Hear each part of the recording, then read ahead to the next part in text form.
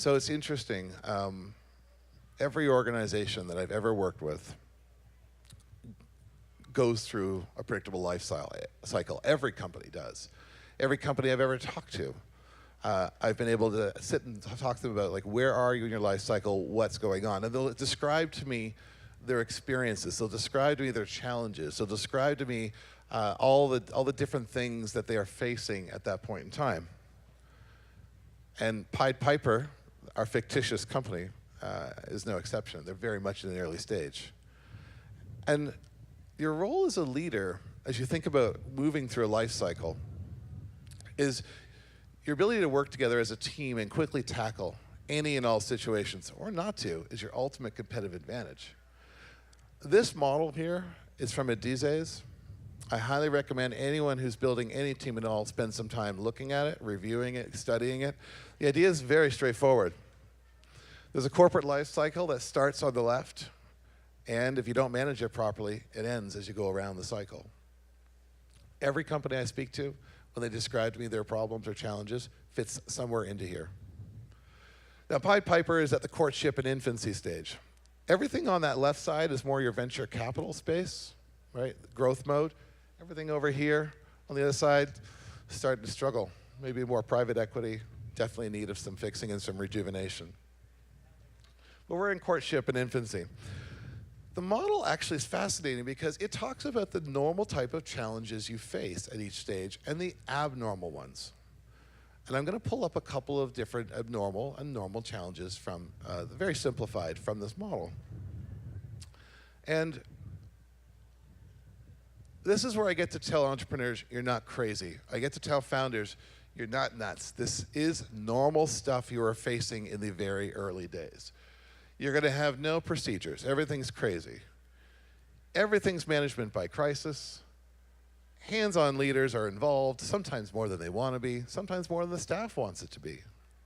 Lack of managerial depth, fast decision-making, founder commitment is tested. Again, this is normal sorts of challenges of the very early stage infancy companies. Some of these organizations just now will be facing this challenge in the next couple of weeks as they get funding and start pursuing their dream. On the abnormal side, though, this is more fascinating. Rush to market before ready, excess perfection, can't attract talent, dictatorship style, out-of-touch leadership, non-supportive family. That bottom line is very interesting. Founder commitment tested. You have got to want it. We've been talking about purpose for the last couple of presentations. That's been a main theme. Knowing that that fuel is coming from within, that you're actually being motivated to do something that you're powered by, is the fuel you need. And having the network and the family around you is absolutely critical. But in the infancy mode, these are the sorts of things that you are going to face and you're going to have to navigate. It's going to happen. And so the implication on building your team is, can the person you're hiring deal with these challenges? Can the person you're hiring actually help you navigate these challenges? Will they pull you into the abnormal zone? Will they pull you into areas of distraction? If you're unable to get out of the infancy zone, you never make it to the next space, which is much more exciting. Go-go organizations are on fire. They are growing. They have product market fit. Things are moving at exponential speeds. You've got your capital, your product works. You are hiring very quickly. Unfortunately, everything seems like a priority. Has anyone ever worked in any of these organizations? It's intoxicating, and that's part of the problem. Everything's a priority? Really? Does it need to be? How many meetings do we need to do to align, right? We should have cleaned that up. Could meetings be productive? Leadership gets very frustrated because everything is on fire and running around. There's no consistent HR. Management is sometimes not as strong as you need it to be. There's a house of cards infrastructure, and there's ad hoc budgeting. Again, we're going to come back to the impact on team in just a moment. That's the good stuff. That's the normal stuff. That's going to happen. The stuff you need to avoid is if you continue to go to the good idea of the week, if you drift off purpose, if you drift off why you're in business or what you're doing, that's abnormal. You'll never make it through go-go to the next phase.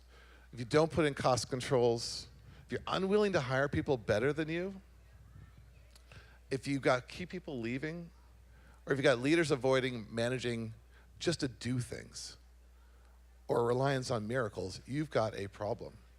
And you need to fix that through hiring. So anyone who, the real question is always, who do you want on this journey? After you've got capital, after you've got product, and you start building teams. Where are you on this curve? You have to hire people that you like solving problems with. You have to hire people who can help you with the future, but can navigate the now. I've seen a lot of organizations where they'll go get very big talent, but they really struggle in a much smaller entrepreneurial environment. And so they've got to do both. That's how you future-proof your organization. And you have to screen out people who will pull you into the abnormal problems. And when you're interviewing, it's really tempting to just talk about the skills.